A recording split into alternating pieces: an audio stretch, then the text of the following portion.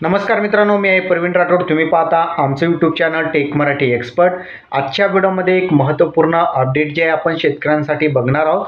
राज्य सरकारमार्फत शेतकऱ्यांसाठी एक महत्त्वपूर्ण मोठा निर्णय घेण्यात आलेला आहे। तो म्हणजे जर राष्ट्रीयकृत बँका तुमच्याकडून सिबिल मागत असेल तर त्या बँकेवर राज्य सरकार कारवाई करणार असल्याची माहिती देण्यात आलेली आहे। गेल्या वर्षीपासून जे सिबिलची अट राज्य सरकारने रद्द केलेली आहे, पण तरीही अनेक बँका ज्या आहेत राज्य सरकारचं सिबिलची अट रद्द करून सुद्धा अनेक बँका ज्या आहेत शेतकऱ्यांसमोर सिबिलची अट टाकत त्यांना पीक कर्ज नाकारलं जात आहे। आणि त्यामुळे जर बँका जे आहेत शेतकऱ्यांना पीक कर्ज नाकारत असेल तर त्या बँकावर राज्य सरकार कारवाई करणार आहे। हे एक महत्त्वपूर्ण अपडेट जे आहे राज्य सरकारमार्फत देण्यात आलेले। त्यामुळे या अपडेटचा लाखो शेतकऱ्यांना या ठिकाणी फायदा होणार आहे।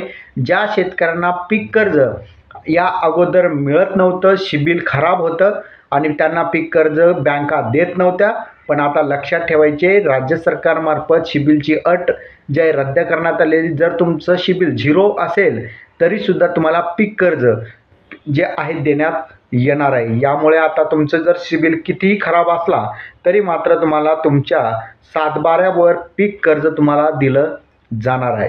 ही एक महत्त्वपूर्ण अपडेट आहे। राज्यातील लाखो करोडो शेतकऱ्यांना याचा लाभ भेटणार आहे।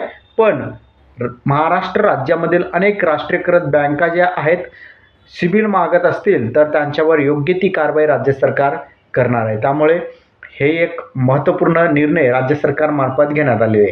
हा व्हिडिओ तुम्हाला कसा वाटला कमेंटमध्ये सांगायचं विसरू नका। चॅनलवर नवीन असाल चॅनलला सबस्क्राईब करून साईडच्या नोटिफिकेशन बेलला प्रेस करा। इथेच थांबा। जय हिंद, जय महाराष्ट्र, धन्यवाद।